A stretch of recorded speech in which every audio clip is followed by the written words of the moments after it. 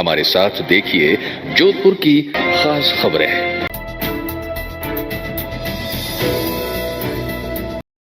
भदासिया overbridge से आगे petrol pump के सामने सुबह 6:30 बजे अचानक ही लाइटों के खंभे गिर गए। बड़ी जनहानि नहीं हुई। यह दोपहर में हुआ होता तो बड़ी जनहानि हो सकती थी। मुख्य सड़क पर सभी का आना जाना लगा रहता है। गनीमत रही सुबह जल्दी यह हादसा हुआ। एक एक करके 3 से 4 पोल खंभे गिर गए। आज भदासिया ओवरब्रिज के पास पेट्रोल पंप के सामने शिव वाटिका के पास में 3 पोल गिर गए अचानक ही, जिसमें बड़ी जनहानि होने से बच गए। अचानक ही 3 पोल गिरे धड़ाम से, जिसमें काफ़ी कारें भी बच गई और बड़ी जनहानि होने से बच गए। भदासिया ओवरब्रिज के पास पेट्रोल पंप के सामने की लोकेशन में शिव वाटिका के पास में बड़ा जनहानि हो सकती थी। प्रशासन की लापरवाही और ये पुराने बाबा आजम जमाने के जो खंभे लगे हुए थे, अचानक ही एक साथ 3 पोल आ गिरे। ये तो गनीमत थी कि सुबह जल्दी हुआ, और दोपहर में होता तो बड़ा जनहानि होने का खतरा बना रहता है। कांग्रेस के पूर्व प्रदेशाध्यक्ष सचिन पायलट बुधवार रात जोधपुर पहुंचे। यह रीट परीक्षा को लेकर बयान देते हुए कहा कि जो कैंडिडेट पहले परीक्षा दे चुके हैं उनसे दोबारा फीस नहीं लेनी चाहिए। इसके साथ ही मामले की पारदर्शिता के साथ जांच हो। उन्होंने 5 राज्यों में हो रहे चुनाव पर भी कहा कि भाजपा नेताओं में हार के भय से घबराहट साफ नजर आ रही है। साफ है कि यूपी में योगी सरकार की विदाई तय है।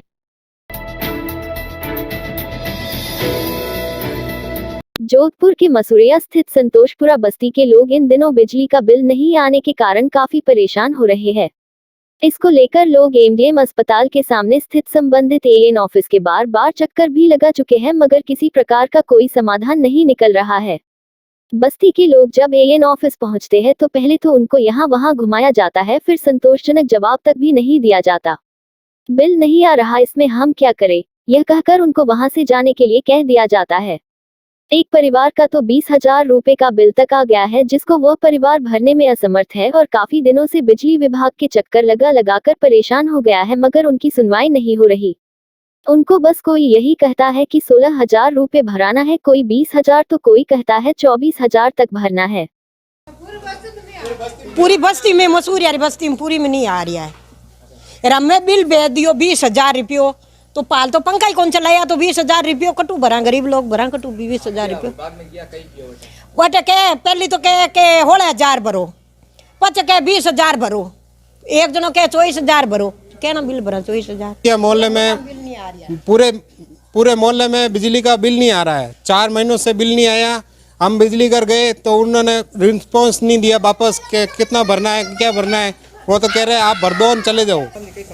वहाँ समस्या है जब बिजली बिल नहीं आ रही है, और मोबाइल में आवे तो मैंने फट पतो पड़े वो नहीं, इंग्लिश में आवे, इंग्लिश आवे पटोड़ा वो नहीं, तो भरा तो भरा की कर, और हमें बढ़ गई उल्टी, और तो क्या आवड़ू हो जाओ, हम कावड़ हो गए पहले सही हो, और पहले टाइम बिल नहीं आ जाओ तो मैं भरी देर था, हमें भरा कटू मैं तो बिल बाहर जो हटे, मैं तो बिल बाहर जो अब मैं तो पहले जोड़ दी बैठ बैठे उठा घर बैठे आप उठी बैठे आप मन नहीं करे बैठा आजकल।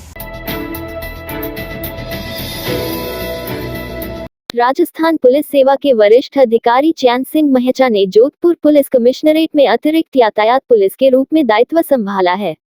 दायित्व संभालने के बाद से लगातार उनका बधाइयां देने वालों का जहां तांता लगा हुआ है, तो वही पदभार संभालने के बाद नवज्योति से खास बातचीत करते हुए उन्होंने अपनी प्राथमिकताएं बताई।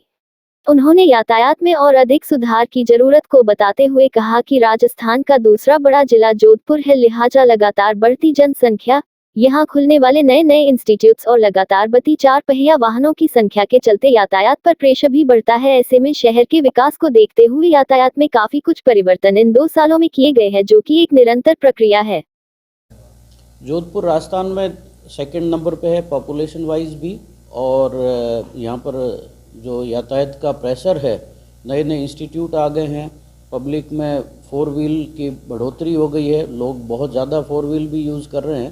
तो इन सब परिस्थितियों को देखते हुए और शहर के विकास को देखते हुए यातायात में बहुत सारे परिवर्तन पिछले 2 साल में किए गए हैं। तो ये एक निरंतर प्रक्रिया है।